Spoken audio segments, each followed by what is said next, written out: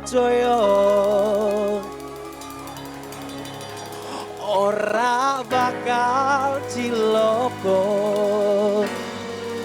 nanging uripku mulya selaminya. Bareng-bareng ya.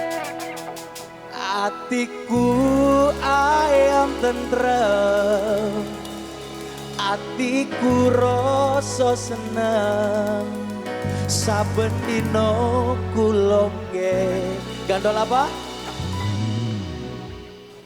Gandol Gus. Saya mau jempol di atas semua. Jangan malu-malu ya joget buat Tuhan, amin.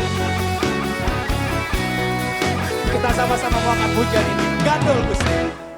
Gandol Gusti. Gandol Gusti. Gandol Gusti.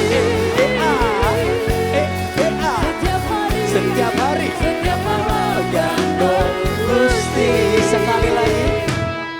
Gandol Gusti. Gandol Gusti. Gandol Gusti. Setiap hari. Setiap malam. Gandol Gusti. Semua jempolnya di atas. Aku selalu percaya tidak akan celaka, penuh kemuliaan-Nya selamanya. Hatiku selalu damai, hatiku bahagia. Setiap hari ku mau gandol. Kita mau goncang surga dari sini, amin. Katakan.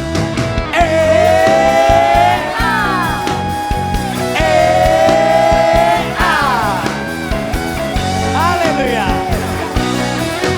Kita mau angkat pujian dari awal. Siap. Gandol Gusti. Gandol Gusti. Gandol Gusti. Setiap hari, setiap malam gandol Gusti. Sekali lagi ya, yang mau ikut Yesus. Gandol Gusti. Gandol Gusti. Gandol Gusti. Semuanya belum goyang nih. Ayo kita goyang sama-sama. Setiap malam gandol Gusti. Katakan aku selalu percaya. Aku selalu percaya tidak akan celaka. Gusti Yesus. Selamanya hatiku selalu damai, hatiku bahagia. Hari saya mau jemaat saja ya, jempolnya semua di atas. Katakan aku selalu, aku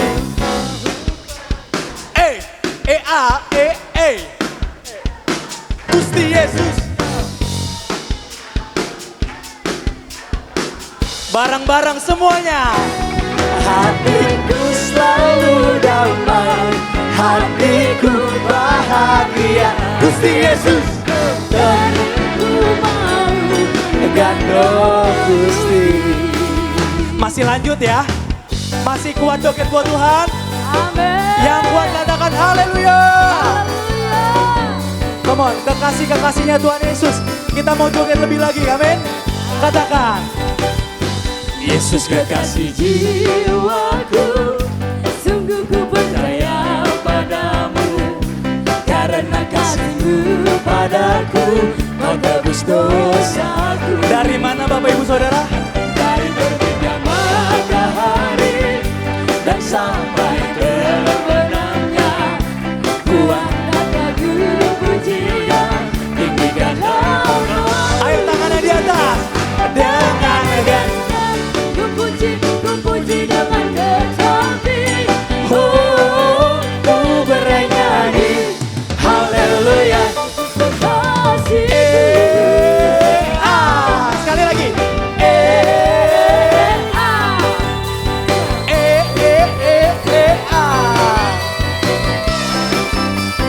Saya mau jemaat wanita. Jemaat wanita angkat pujian ini yuk. Kasih jiwaku, sungguh ku percaya. Yo bapak-bapak joget yuk. Karena kasih-Mu padaku, Kau tebus dosaku. Gantian bapak-bapak nyanyi, yang ibu-ibu joget. Matahari dan sampai berbenahnya. Asik-asik, Jos. Semuanya ya, come on. Dengan legenda Puji dengan kecapi. oh, ku bernyanyi haleluya Yesus kekasihku. Ku bernyanyi haleluya Yesus kekasih. Sekali lagi katakan, ku bernyanyi haleluya. Masih ingat lagu yang pertama? Masih ingat ya? Kita nyanyiin bareng-bareng, amin. Saben dino kulongge. Saya mau yang kenceng ya.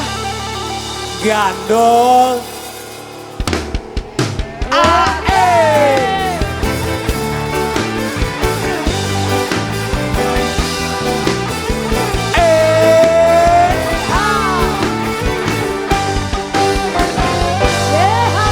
Beri kemuliaan buat Tuhan kita.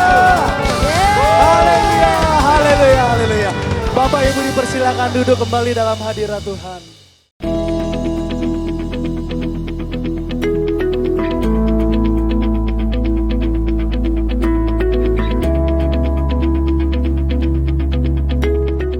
Saudara, hari ini saya mau bicara tentang penyembahan berhala. Mungkin kita nggak menyembah berhala, patung, gambar, atau status apapun. Karena kita percaya Yesus Kristus adalah Tuhan dan satu-satunya Allah kita. Amin saudara. Jadi kita percaya Yesus adalah Tuhan buat kita, penyelamat dan masa depan buat kita. Tapi banyak dari kita saudara, kita menyembah berhala dari sisi yang lain. Sehingga saudara fokus kita bukan kepada Yesus lagi. Hati kita tidak dengan fokus lagi dengan Kristus. Tetapi semua sudah berganti dengan apapun yang kita percayai. Akhirnya kita bergeser saudara. Saudara, saya akan ke Sumba. Kita akan bangun gereja dan sekolah yang kita akan bangun saudara di sana.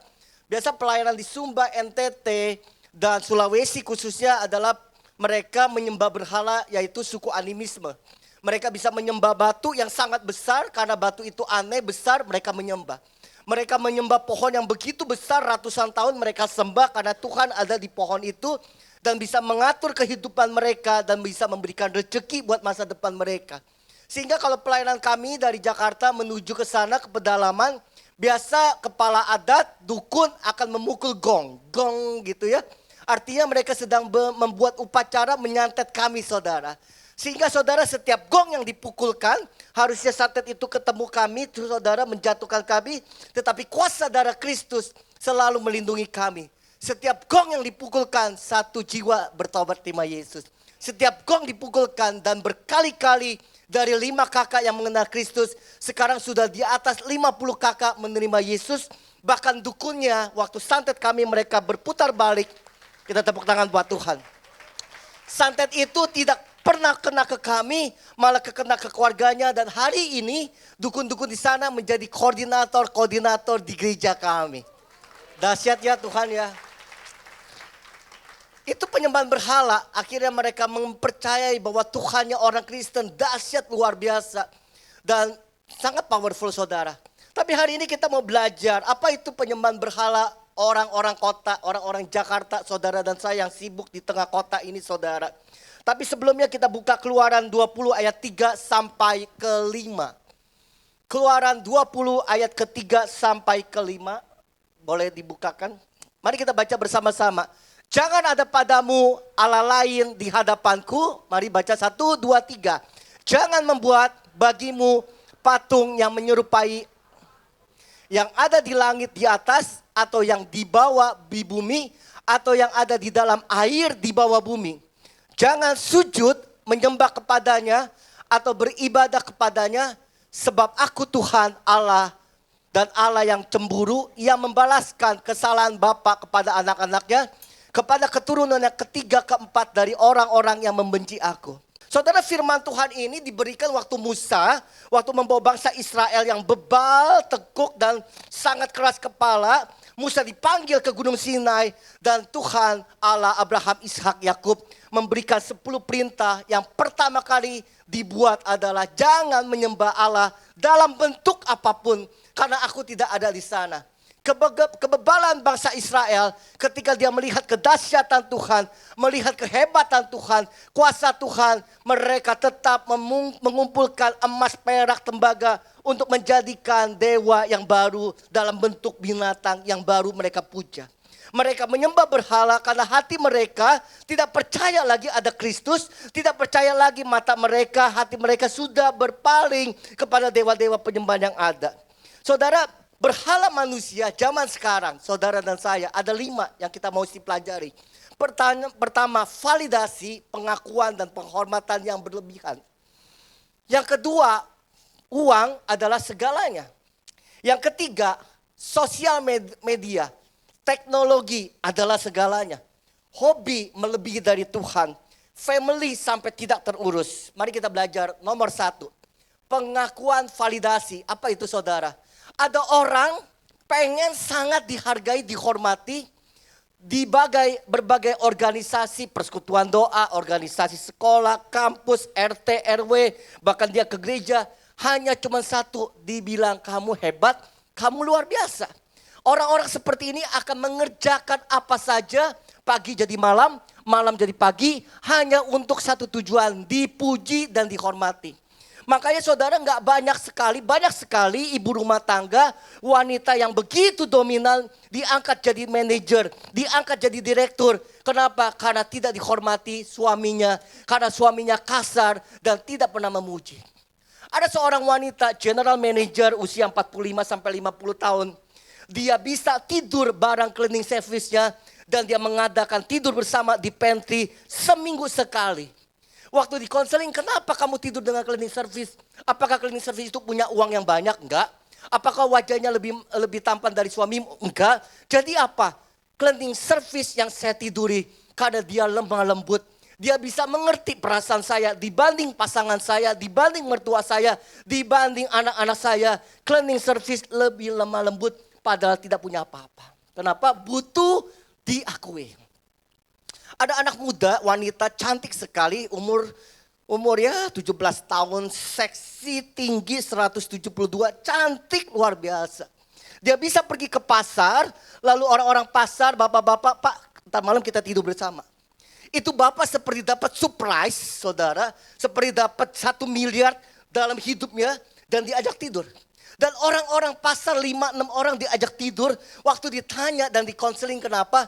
Karena papa ada di rumah tetapi fungsinya tidak ada. Menghargai, menghormati, memuji, bercerita, ketawa bersama. Saya tidak dapat di rumah tetapi saya dapat terhadap pria-pria yang ada di pasar. Yang menerima saya apa adanya. Gila ya. Seminggu yang lalu saya bersama istri timah konseling. Menikah 20 tahun. Menikah berapa? 20 tahun. Baru seminggu kemarin suaminya ketahuan selingkuh, sudah punya pasangan selingkuh 15 tahun. Itulah dunia. Waktu ditanya kenapa? Ya karena istri saya itu ngomongnya gak pernah pakai otak. Otaknya isinya dengkul, makanya kalau dia ngoceh, waktu dia cerita, rasanya pengen meledak dunia. Tiba-tiba ketemu wanita yang lemah lembut, yang bisa menghargai saya, bisa mengakui saya, bisa menerima kelemahan saya, bisa menghargai. Makanya saya bisa jatuh cinta selama 15 tahun. Istrinya begitu sakit hati luar biasa dan masuk dalam tahap recovery. Para istri dengar baik-baik, para suami baik-baik. Ketika mulutmu selalu memaksa orang lain untuk berubah, maka perubahan itu akan menjadikan pemberontakan. Tidak bisa, siapa saudara mau merubah suamimu untuk bertobat? Siapa suami yang bisa memaksa anakmu untuk bertobat? Memang saudara Tuhan. Tuhan aja tidak bisa menegur hidupmu. Bagaimana saudara bisa merubah satu keluarga dengan mulutmu yang pedas kasar? Yang saya lakukan adalah pengertian, mendatangkan persahabatan dan pengertian yang luar biasa. Jadi stop yuk para pria, para wanita untuk memaksa, memaki, apalagi memukul. Dengar baik-baik saudara, masa depanmu ada di ambang pintu yang sebentar lagi hancur dan pasanganmu akan berpindah begitu saja. Seorang anak remaja, wanita, datang ke saya nangis. Om, saya kangen banget sama papa. Papa ada di rumah, tapi papa nggak pernah bercerita. Papa ada di rumah, tapi papa tidak pernah memeluk. Kalau ujian jelek, stres om, saya nggak tahu. Lalu saya rangkul dia, saya cuma pundaknya saya beginiin. Kamu sabar ya, nangis. Kenapa kamu nangis? Karena saya tidak dapat penghargaan papa seperti om. Kita ngomong baru 1-2 jam, tapi om kok ngerti perasaan saya. Makanya jangan heran saudara punya anak remaja 15 tahun, dia bisa menyerahkan tubuhnya kepada pacarnya. Karena dia tidak mementingkan lagi Yesus Kristus sebagai Tuhan, tapi pacarnya lebih dari Tuhan yang bisa memberikan damai sejahtera. Jangan pernah maksa dan marah ketika anak remajamu menukar tubuhnya kepada om-om girang atau tante-tante girang. Karena di rumahmu tidak ada kata kelembutan dan pengakuan. Saudara, kita butuh pengakuan waktu ulang tahun. Kita butuh pengakuan waktu Valentine. Kita butuh pengakuan waktu kita down. Dan orang-orang di sana lebih pintar daripada keluarga-keluarga Kristen. Nomor 1, pengakuan. Mungkin di titik sini saudara waktu masih kecil saudara tidak terima. Sehingga saudara pacaran, saudara mengagungkan pacarmu. Sampai hubungan keluargamu hancur berantakan. Sampai saudara gak bisa tanya Tuhan, apakah dia hidup saya, pasangan saya, masa depan saya, kebahagiaan saya bersama Kristus. Apakah waktu saudara pacaran, saudara hidup saudara jadi tambah baik, mencintai Tuhan, bekerja dengan baik karena pacarmu, atau pacarmu mendatangkan saudara kehancuran? Ayo mari kita pikir baik-baik. Jadi kita menggantikan Yesus Kristus, sudah tidak ada lagi pacar, validasi, pengakuan adalah segala-galanya. Saudara, karir yang kedua. Bapak-bapak kerja dari pagi, petang, penghasilan sampai keringatan. Tapi lupa ada anak istri yang mesti ditanya. Kamu udah makan belum? Kamu sakit bagaimana? Dipijit istrinya, itu senang loh saudara. Suami memijit istri, istri memijit suami. Atau suami memijit anak-anak, papa memijit anak. Itu sebentar 5 menit. Gak ada arti buat kita yang mendengar. Tapi buat keluarga kita itu sangat berarti luar biasa. Karir Pak, saya butuh karir buat masa depan. Betul, karir adalah segalanya. Uang adalah segalanya. Tetapi kalau uang digantikan seperti bangsa Israel menjadi berhala, menjadi Tuhan yang merubah hidup saudara. Sampai saudara gak punya waktu sama istri, anak dan suami, mertua dan keluarga. Dan bahkan saudara tidak punya waktu 5 menit duduk diam. Itu masalah. Bahkan saudara datang ke gereja, saudara gak bisa dengar khotbah yang baik. Kenapa waktu dengar ini ada suara Shopee gitu. Kenapa? Saudara lagi transaksi ternyata di gereja. Dan kita gak punya waktu 24 jam hanya demi uang, karir. Tapi 5 menit susah luar biasa. Makanya firman Tuhan berkata, aku adalah Allah yang cemburu. Yang akan mendidik, menegur saudara. Karena saudara tidak punya waktu. 5 menit gampang, coba praktekkan. Susahnya luar biasa. Para pengusaha suka bertanya sama saya, Pastor kok bisa duduk setengah jam sama Tuhan? Karena dilatih, karena saya membuat Tuhan adalah segala-galanya. Yang lain adalah prioritas kedua dan ketiga. Tuhan adalah segala-galanya, istri segala-galanya, anak segala-galanya, pelayanan nomor nanti ketika saya punya pengertian yang jelas. Buat seorang pendeta seperti saya, para pelayan Tuhan pemusik di depan ini WL, menjadi berhala yaitu mimbar. Ketika setiap minggu saya berkhotbah, itulah mimbar saya. Saya merasa senang, merasa dihargai. Tapi sampai lupa tidak punya waktu berdoa, berpuasa. Karena minggu saya mesti pelayanan. Dan saya berkata, ini adalah Tuhan saya. Mimbar ini, gereja ini adalah Tuhan saya. Jemaat sebanyak ini adalah Tuhan saya. Dan saya gak butuh Tuhan. Kenapa? Berhala saya, mimbar, saya prioritaskan ganti dengan Tuhan yang sebenarnya. Saudara, bahaya sekali. Otak kita mungkin lagi menghayal tentang bisnis, boleh. Tapi waktu di gereja berhenti sebentar 5 menit. Untuk mencintai Tuhan. Untuk dengar suara Tuhan 1,5 jam kok. Tapi begitu banyak orang lagi konseling. Dia butuh konseling sama saya. Saya sudah menaruh hati, menaruh pikiran. Bahkan mendoakan, membantu orang ini. Tapi waktu di tengah perjalanan konseling bunyi Shopee. Rasanya saya marah luar biasa. Ini kan masalah kamu. Masalah kamu aja kamu gak punya respon. Masalah ini kamu gak punya keputusan bulat untuk serius. Berapa banyak dari kita nggak pernah serius ke gereja. Makanya datang seenaknya ke gereja. Nggak apa-apa ya, saya marah sebagai bapak rohani saudara. Pulang kita lebih cepat, datang kita lebih terlambat. Nggak apa-apa kok Tuhan nggak marah. Oh iya, Tuhan mah nggak marah. Tapi ada satu titik di mana Tuhan mulai bercemburu sama saudara. Dia mulai tegur pelan-pelan lewat air mata. Lewat masalah kecil, lewat kecelakaan kecil, lewat sakit penyakit kecil. Supaya saudara ditegur dan berkata, saudara mesti balik dan duduk diam bersamaku. Dengar apa yang aku mau cerita sama saudara. Berhala saudara yang wanita kecantikan. Saya bilang sama istri saya, kamu udah cantik. Jangan pernah rubah kutak-katik itu alis, itu bibir, itu mulut semuanya. Tak berubah jadi Lucita Luna, saya kabur loh. Udah cantik, mau apa lagi? Kamu tuh udah cantik, makanya saya nikahin dan saya menerima kamu apa adanya. Udah anak 2, saya menerima kamu apa adanya. Dengan kekuranganmu saya terima. Karena kamu adalah prioritas kedua dalam hidup saya setelah Tuhan. Kalau suami emang enggak kan? Udah begitu nikah, udah miring 20 cm ke kanan, ke kiri. Dia cari yang lebih lembut, lebih langsing. Kenapa? Karena saudara gak mau bertobat sungguh-sungguh. Ayo kita pertahankan keluarga ini, gak gampang kok. Ada yang mau cerai, ayo pertahankan. Ayo jaga anak-anakmu. Mereka butuh dengar suaramu. Mereka butuh pelukanmu. Mereka butuh bercandamu. Mereka butuh doamu waktu ujian. Ayo pertahankan. Kok bisa kita tukar segala sesuatu? Lalu kita mengaku Yesus Tuhan dalam hidup kita. Suatu ketika Yesus datang ke rumah Sakeus. Ketika dia berjumpa dengan Tuhan Kristus Yesus, hidupnya berubah total. Yang tadinya sebagai kepala bea cukai, kepala pemungut cukai, pajak zaman Romawi, dia terserah. Sakeus bisa naikin 30%, 40%, 100%, 200%, terserah dia. Makanya Sakeus sangat dibenci. Gak ada orang menghormati kalau bisa dibunuh saat itu. Tetapi Yesus datang memulihkan. Dia tidak fokus dengan dosanya, dia fokus menaikkan derajatnya Sakeus untuk terima Yesus. Ketika orang mengalami anugerah Tuhan, dia tidak hitung-hitung lagi berapa persen yang harus kasih kepada Tuhan. Enggak 5%, enggak 10%, enggak 20%. Karena hidupnya sudah diperbarui oleh Tuhan. Dia kasih semuanya kepada orang yang merugikan.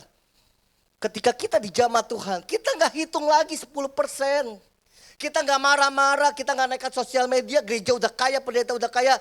Gak ada urusan karena hatimu dijamah. Saudara bisa memberi, saudara bisa lembut, saudara bisa melayani keluargamu, saudara bisa berprestasi dan hidupmu lurus tanpa korupsi. Karena kita punya Kristus. Jangan bangga kalau saudara punya bangunan, rumah yang baru. Kalau hasil korupsi, sorry ya. Jangan pernah bangga kalau saudara punya mobil baru hasil korupsi. Jangan pernah bangga ketika saudara bangga, saudara menaikkan Kristus di bawah dan menurunkan Kristus di bawah kaki saudara. Dan uang adalah segalanya. Jadi definisi penyembahan berhala apa sih, boleh ditampilkan? Dari tadi kita ngomong definisi penyembahan berhala apa sih saudara? Yuk boleh tampilkan. Next berikutnya, berapa kali ya itu ya? Di slide ke-18. Ada teknologi ya, oh ya teknologi, sosial media. Ada anak rohani dia berkata, Pastor waktu SMA, saya itu kecanduan game, bisa 3 hari 3 malam gak tidur. Main game SMA bisa hasilkan, bisa mengeluarkan hutang sana sini 10 juta. Hanya demi main game. Sampai lupa ada keluarga loh, sampai lupa makan, sampai sakit. Yang penting game. Bapak-bapak main game boleh. Tapi kalau udah 2 hari gak tidur, game saudara jadi Tuhannya saudara loh. Pacar boleh segala-galanya. Tapi saudara sampai taruh badan demi pacar karena cinta. Itu bukan cinta, nafsu. Pria yang nafsu, cewek yang nafsu, tidur bersama. Saudara gak akan bahagia waktu nikah. Saya jamin, saudara tidak akan bahagia waktu nikah. Kenapa? Karena saudara taruh kepercayaan dan hilangin begitu saja. Jadi definisi penyembahan berhala saudara, mari kita baca bersama-sama. 1, 2, 3, definisi penyembahan berhala adalah memberi penghormatan, pemujaan, prioritas yang seharusnya diberikan kepada Tuhan, digantikan dengan hiburan, teknologi, keluarga, keuangan, pengakuan, apalah saudara, hobi saudara, kecantikan saudara secara berlebihan dan menaruh harapan melebihi kepada Tuhan yang harusnya kepada Tuhan. Saudara tukar semua itu. Kejar karir boleh, tapi jangan lupa malam bangun pagi doa. Mari bergaul karib sama Tuhan. Waktu kita baca buku tentang kebenaran Tuhan. Waktu kita nonton YouTube tentang Tuhan. Waktu kita nonton YouTube tentang dosa. Waktu kita mulai menyembah Tuhan, mulai ada waktu sama Tuhan. Saudara sedang bergaul karib sama Tuhan. Waktu saudara bergaul karib sama Tuhan, Tuhan yang mengatasi segala hidup saudara. Dia mengambil kontrol dalam hidup saudara. Dan segala sesuatunya Tuhan yang menjadi fokus hidup saudara. Tapi banyak orang suka doa, banyak orang suka pelayanan. Karena pelayanan adalah berhalanya karena dia tidak mau menguruskan keluarga lagi dan tidak mau bekerja dengan benar. Ya salah juga. Jadi penyembahan berhala adalah segala sesuatu yang saudara gila-gilaan. Kalau perlu utang demi tas branded. Saya suka tas branded dan tas saya banyak. Saya punya sepatu banyak saudara. Tapi saya tidak akan menyembah sepatu-sepatu dan tentang hal yang branded. Apalagi merugikan saya. Saya potong uang sayur, uang jajan isi saya potong demi saya. Wah saudara. Ketika keseimbangan tidak terjadi dalam hidupmu. Kehancuran terjadi mulai dari rumah tangga. Makanya suami bisa teriak keras dan istri lebih teriak keras dan anak lebih teriak keras. Dan mereka berpisah satu dengan yang lain mencari rumah-rumah yang aman. Masalahnya di luar sana tidak ada rumah yang aman. Anak muda hormatilah orang tuamu supaya panjang umurmu. Saya setuju banget saudara. Jangan sampai pekerjaan, pacar, hobi saudara memutarbalikkan prioritas terutama dalam hidupmu. Tuhan dan keluarga. Saya dipakai Tuhan. Saya diberkati Tuhan. Karena saya memprioritaskan Tuhan, keluarga. Jangan putar balik itu. Jangan putar balik. Oh ya, tapi kunci sukses begini-begini. Iya, itu kunci sukses. Kita punya Tuhan yang menguasai hidup kita.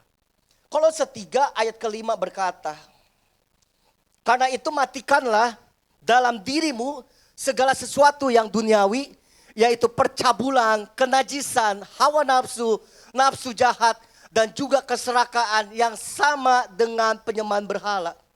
Lukas berkata, mana mungkin saudara dan saya bisa menyembah dua Tuhan, dua tuan, dua kapal. Enggak bisa saudara.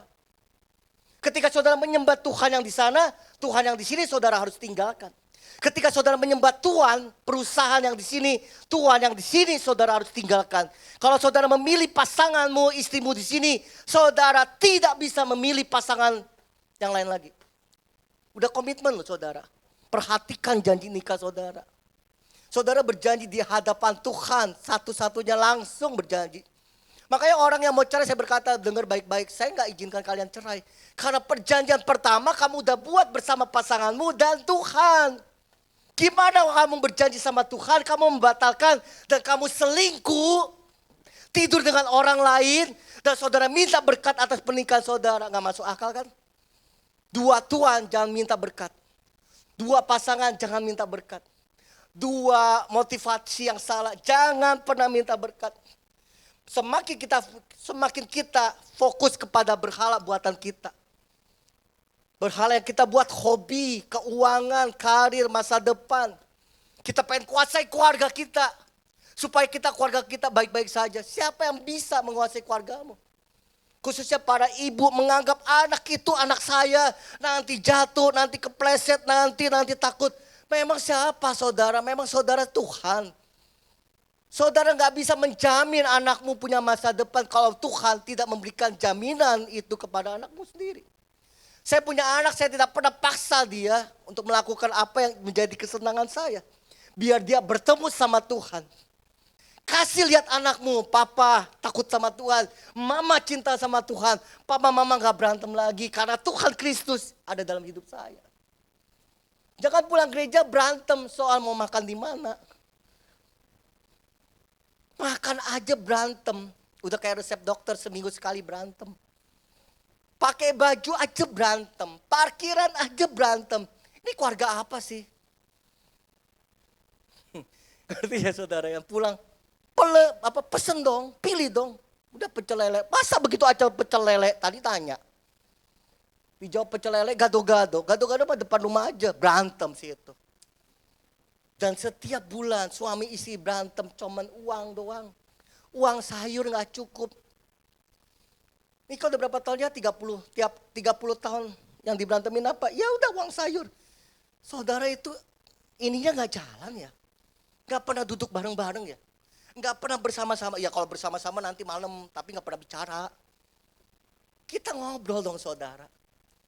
Gak ada masalah yang tidak pernah selesai. Ketika saudara memprioritaskan Tuhan, keluarga, pekerjaan, pelayanan nomor sekian setelah saudara mengerti motivasi hidupmu, kenapa saya melayani, nomor sekian pelayanan, bukan segala-galanya. Banyak yang pelayanan, banyak yang mengkhianat juga, banyak yang pelayanan, banyak yang selingkuh juga, banyak pelayan Tuhan yang korupsi juga, dan minjem uang gereja gak pernah balikin. Makanya keluarga kita geli banget. Lu mau ke mana? Ke gereja. Udah nginep di rumah aja sana. Nginep di gereja aja. Udah geli sama kekristenan. Kenapa? Dia tidak pernah melihat kekristenan yang benar dalam hidup saudara. Yuk kita bertobat sama-sama yuk. Bukan saya aja. Saya juga berusaha loh menata keluarga. Saya juga berusaha loh gimana cara menyenangkan anak saya. Saya juga bercerita sama anak saya. Papi, Dedi, kadang gak bisa loh. Can you help me? Your parent, can you help me? Karena saya juga kadang bingung, gak tahu mau ngapain. Tapi yang saya tahu waktu saya menjadikan Tuhan nomor 1 dalam hidup saya. Saya bisa mematikan daging saya karena Kristus, bukan saya. Saya bisa meninggalkan dosa saya. Kenapa? Semakin saya fokus sama berhala saya, semakin saya kehilangan segalanya.